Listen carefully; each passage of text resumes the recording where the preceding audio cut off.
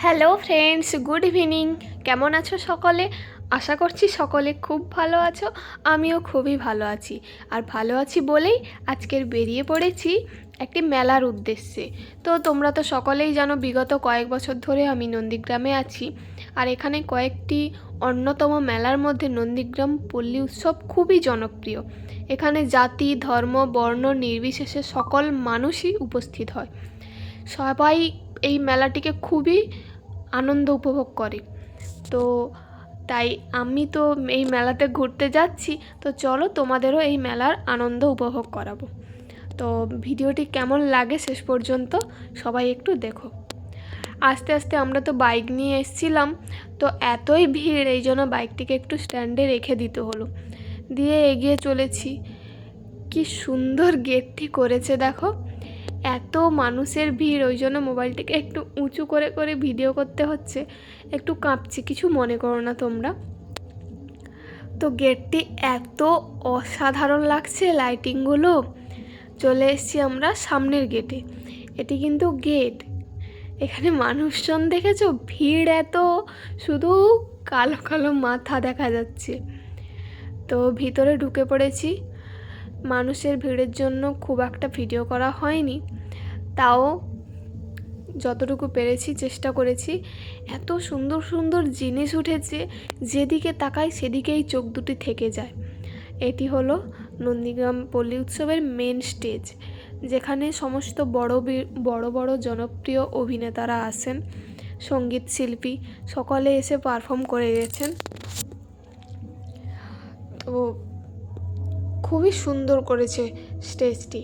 আর আরেকটি যে প্যান্ডেল দেখছেন, এটা হলো বিশ্রামাগার। এখানে যারা গেস্টরা আসেন একটু রেস্ট করেন, তো এখান থেকে স্টেজে যান। লাইটিংগুলো কি সুন্দর করেছে দেখুন। কিন্তু দুঃখের বিষয় হলো এতই ভিড়, আমি এর মধ্যে ঢুকতেই পারিনি, তো বাইরে থেকে ভিডিওগুলি করে নিলাম। এই টয়গুলোকে দেখুন, এত সুন্দর ঘাড় নাড়াচ্ছে, ভিডিও না করে থাকতেই পারলাম না। পুতুল তো দেখলেই আমার, টেডি দেখা মানেই আমার চোখ দুটি থেকে যায়। আর বেলুন, জানি না কেন এখন আমি বাচ্চাই থেকে গেলাম। এটি দেখুন একটি টয় ট্রেন।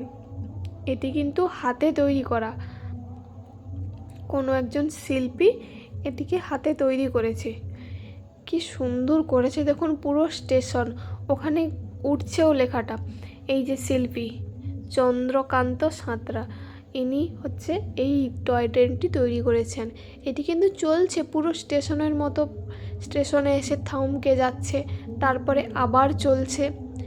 এত সুন্দর বুদ্ধি, এত হাতের কারুকার্য দিয়ে এটি তৈরি করেছেন, আমি তো দেখে জাস্ট অবাক হয়ে গেছি। পুরো ফুল ট্রেনের মতো দেখো। তো ওখান থেকে তাড়াতাড়ি ঝটপট করে চলে এলাম নাগরদোলার কাছে। এখানে নাগরদোলাকে আমরা শুধু বাইরে থেকেই দেখি, মানে সামনে দাঁড়িয়ে ওঠার কোনো দিনও সাহস হয়নি। জানি না, দেখলেই ভয় লাগে, তাহলে উঠলে কি হবে। বাচ্চা কাচ্চাগুলো এত আনন্দ করছে মেলাতে, কত রকমের যে এইসব নাগরদোলা থেকে খেলনার জিনিসগুলো এসছে, কত মানুষ দেখুন উপভোগ করছে। কিন্তু দুঃখের বিষয়, আমাদের এত ভয় লাগে, আমরা দুজন তো উঠিই না কোনো দিন। শুধু নাগরদোলার দিকে দেখি, এটা তো সব থেকে উঁচু, তাই আগেই চোখ চলে যায় ওটির দিকে। আর এদিকে দেখুন ড্রাগন ট্রেন। এটিতে একবার উঠেছিলাম ছোটোবেলাতে, কিন্তু তারপর আর ওঠা হয়নি। এটিকে মেবি ডিস্কো বলে। তো একে দেখলেই আমার তো ভয় লেগে যায়, এতে উঠবো কী করে। দেখুন ব্যাপারটা যথেষ্ট ভয়ঙ্কর। জানি না তোমরা কে কে ওঠো, তো আমার তো খুবই ভয় লাগে। খুব বেশি ভিডিও করতে পারিনি, এত ভিড়।